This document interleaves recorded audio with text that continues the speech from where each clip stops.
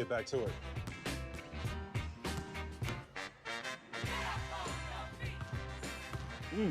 What's this? No one saw that. Doesn't count. Choose your deals from the King Savings menu, only at Burger King. Who's the king now?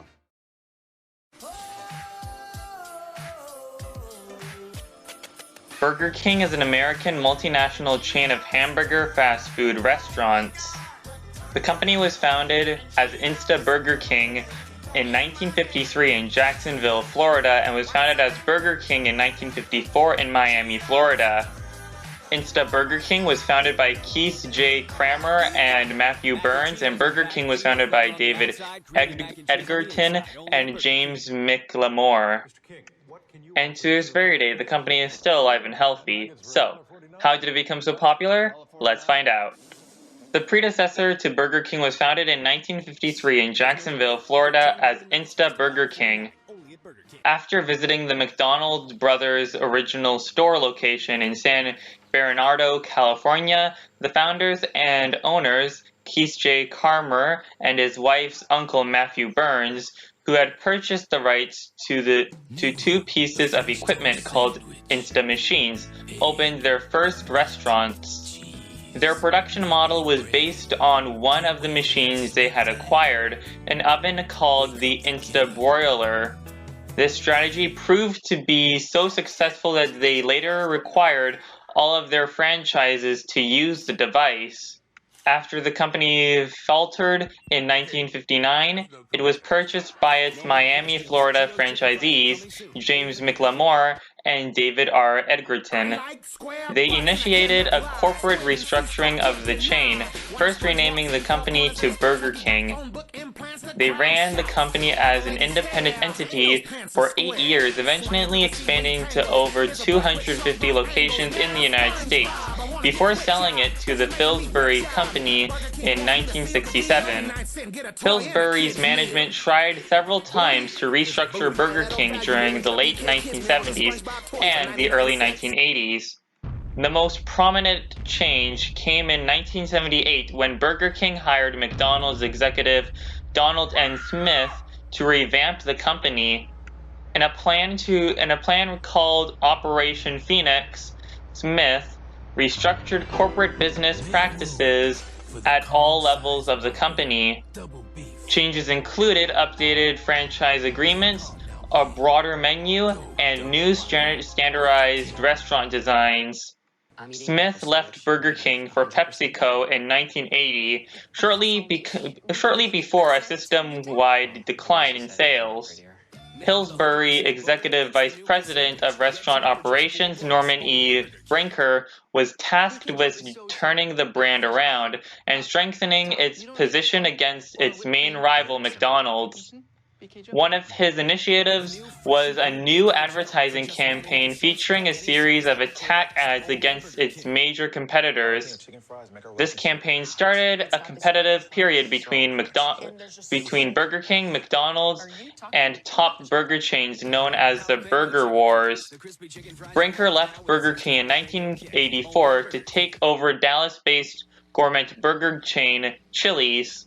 Smith and Brinker's efforts were initially effective, but after their respective departures, Pillsbury relaxed or discarded many of their changes and scaled back on construction of new locations.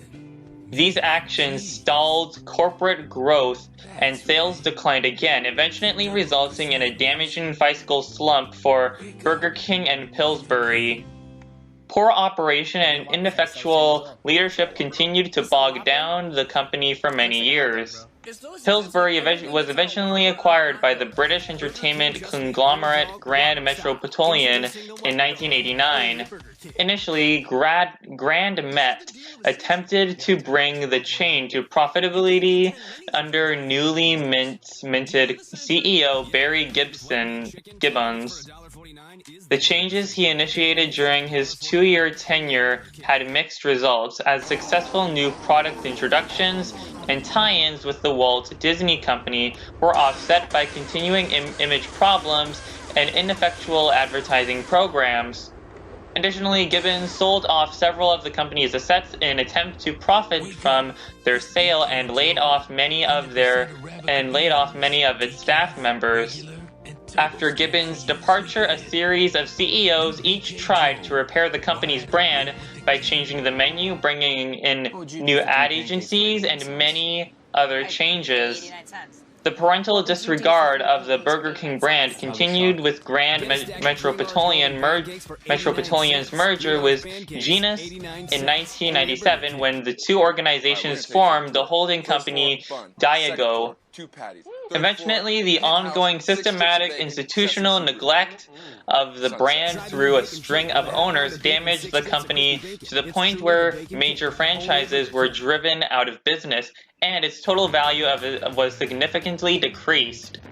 Diageo eventually decided to divest itself of the money-losing chain and put the company up for sale in 2000. The 21st century saw the company return to independence when it was purchased from Diageo by a group of investment firms led by TPG Capital for $1.5 billion in 2002. The new owners rapidly moved to revitalize and reorganize the company, culminating with the company being taken public in 2006 with a highly successful initial public offering.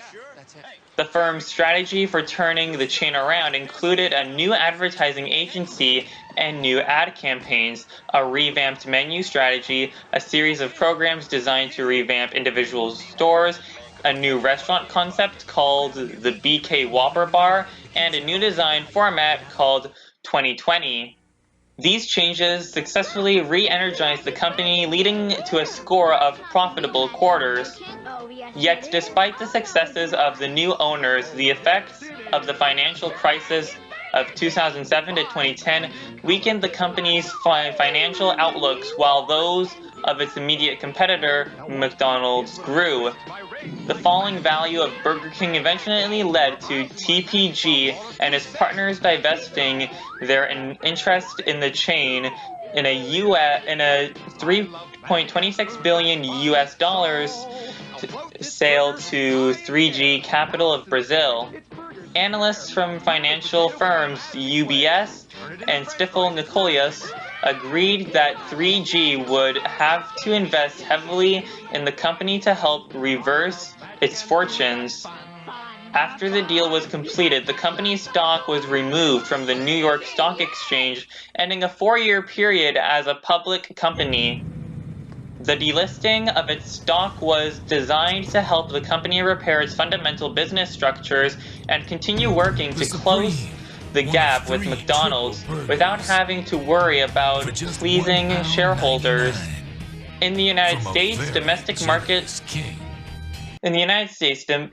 market, the chain has fallen to third place in terms of same-store sales behind Ohio-based Wendy's. The decline is the result of 11 consecutive quarters of the same-store sales decline. In August 2014, 3G announced that it planned to acquire the Canadian restaurant and coffee shop chain Tim Hortons and merge it with Burger King with backing from Warren Buffett's Berkshire Hathaway. The two chains will retain separate operations post-merger, with Burger King remaining in its Miami headquarters. A Tim Hortons representative stated that the proposed merger would allow Tim Hortons to leverage Burger King's resources for international growth. The combined company will be the third largest international chain of fast food restaurants. The deal led to a controversy over the practice of tax inversions, in which a company decreases the amount of taxes it pays by moving its headquarters to a tax haven, a country with lower rates but maintains the majority of their operations in their previous location. As a high-profile instance of tax inversion, news of the merger was criticized by U.S. politicians who felt that the move would result in a loss of tax revenue to foreign interests and could result in further government pressure against inversions. And there's a history of Burger King. How did it become so popular? Well, if you look at it this way, Burger King is best known for its Whopper. As it says on some of their restaurants, it says that it's the home of the Whopper. And when the Whopper was introduced to Burger King, that's when the company really started to blow up and started to become really popular.